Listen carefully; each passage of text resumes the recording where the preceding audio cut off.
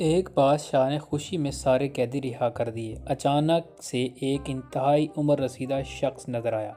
बादशाह ने उस कैदी को बुलाकर पूछा, कब से कैद हो? बुजुर्ग ने जवाब दिया, आपके अब्बा के दौर से। ये सुनकर बादशाह की आंखों में आंसू आ गए। उसने सिपाहियों को हुक्म दिया, इसे दोबारा कैद कर दो, ये अब्बा की निशानी है।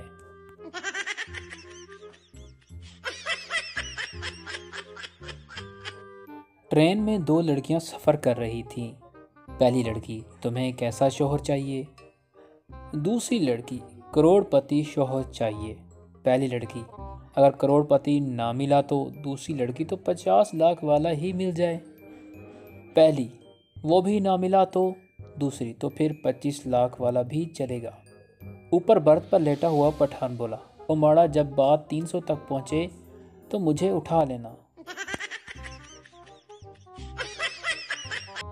डॉक्टर की बीवी का ऑपरेशन होने वाला था। खुद डॉक्टर साहब ही ये ऑपरेशन करने लगे थे। उनकी मदद के लिए दो नर्सें भी ऑपरेशन थिएटर में थीं।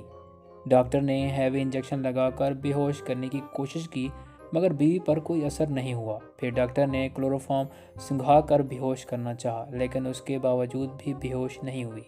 डॉक्टर साहब बहुत परेशान हुए।